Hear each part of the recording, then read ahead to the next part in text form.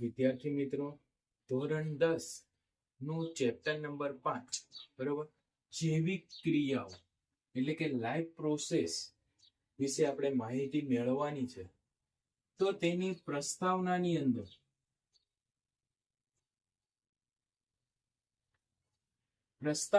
અંદર તમને કીધું છે કે સજીવ અને નિર્જીવ નો ભેદ. તો કે સજીવ અને નિર્જીવનો ભેદ કેવી રીતે આપી શકાય? તો તમારી પાઠ્યપુસ્તકની અંદર એક ઉદાહરણ આપેલું છે. ઉદાહરણમાં તમને 3 ઉદાહરણ આપેલા છે. પહેલું છે કે કૂતરાઓ દોડતા હોય. પછી તમને કીધું છે કે ભેંસ છે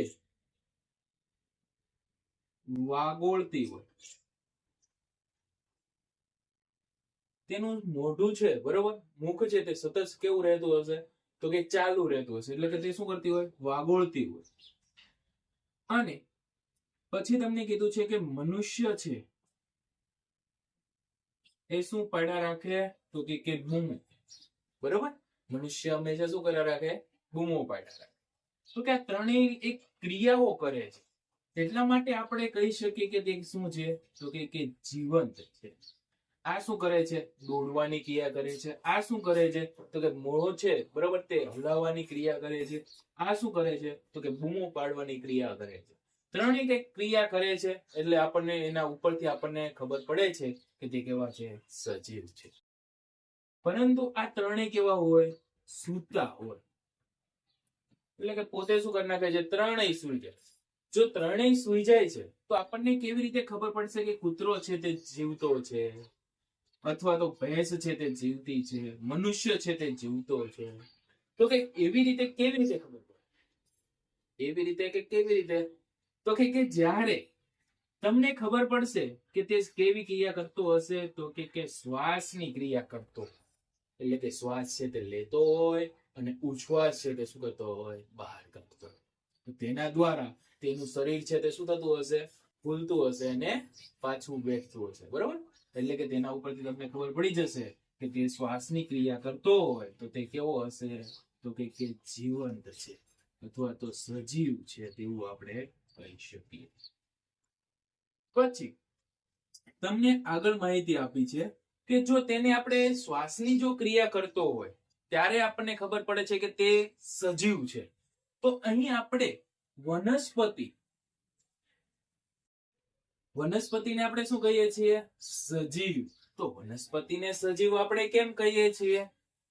તો કે વનસ્પતિને સજીવ કહીએ છીએ તો કે શ્વાસની જે ક્રિયા કરે છે બરોબર, તે આપણને દેખાતી તો છે ને, તે હલનચલનની પ્રક્રિયા પણ નથી કરતો.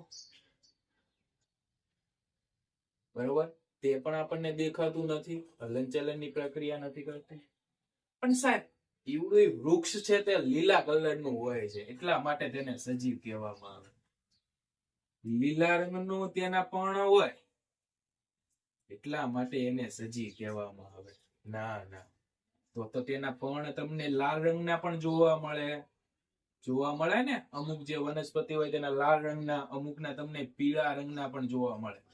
તો તેના ઉપરથી આપણે શું તેને સજીવ કહી શકીએ? ના, તેને સજીવ કહી શકીએ નહીં.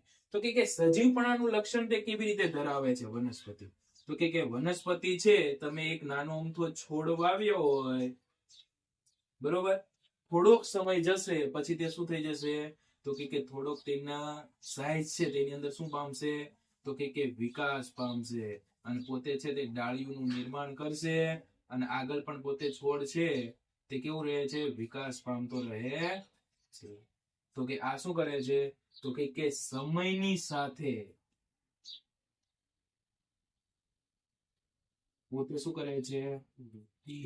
તો કે સમયની સાથે જો વૃદ્ધિ કરતા હોય તો તેને શું કહેવામાં આવે છે?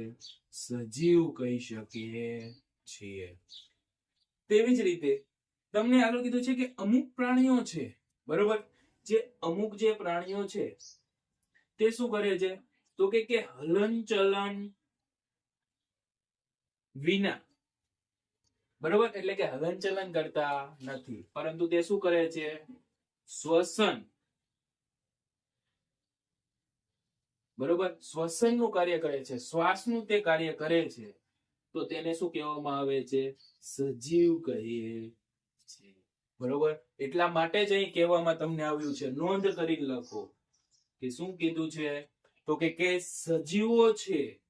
બરોબર, અથવા તો આપણે સજીવોની અંદર સજીવોની લાક્ષણિકતામાં હલનચલનને સજીવોની લાક્ષણિકતાની અંદર હલનચલનને ગણવામાં આવતું નથી. બરોબર, તો અહીં તમને માહિતી મળી આપણે સજીવો કોને કહેવામાં આવે છે. હવે સજીવોને અંદર બરોબર કે તમને આગળ કીધું છે કે અમુક જે નાના નાના અણુઓ છે, નાના નાના અણુઓ છે જે કેવા છે? અદ્રશ્ય છે, જે આપણે નળી આંખે જોઈ શકતા નથી.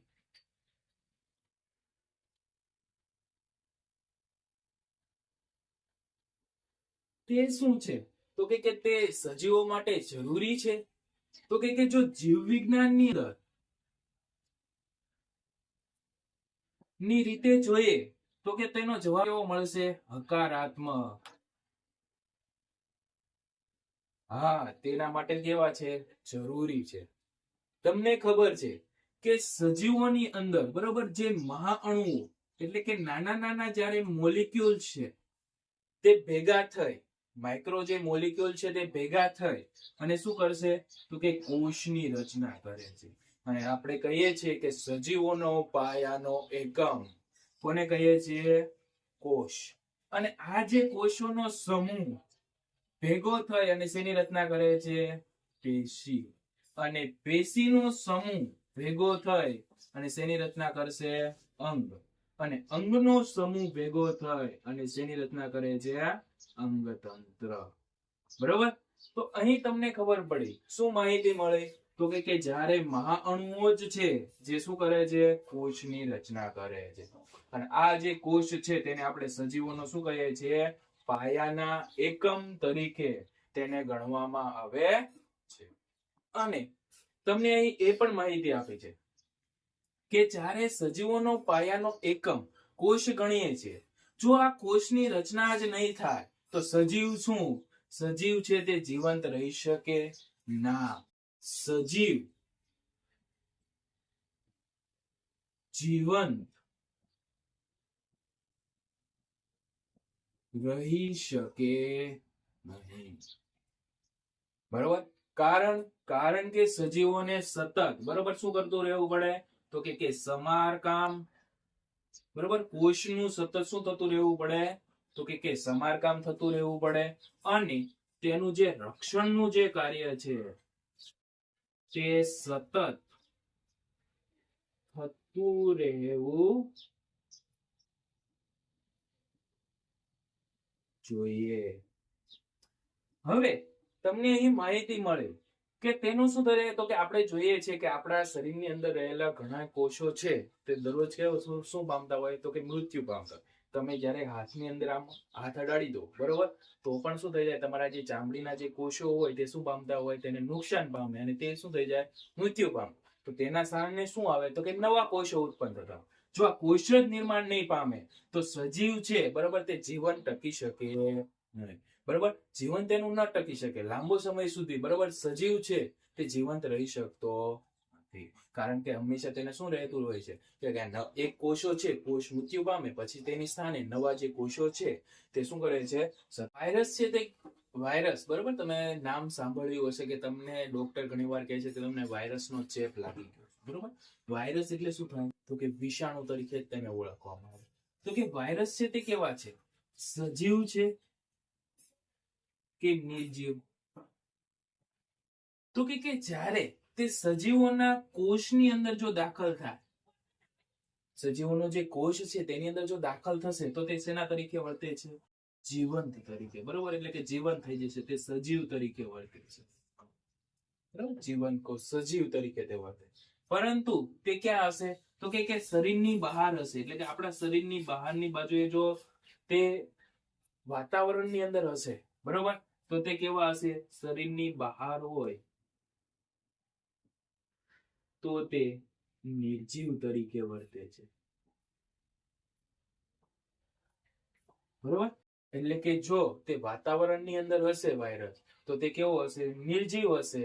પરંતુ જો સજીવની શરીરના કોષોની અંદર જો દાખલ થાય તો તે સજીવ તરીકે વર્તે છે.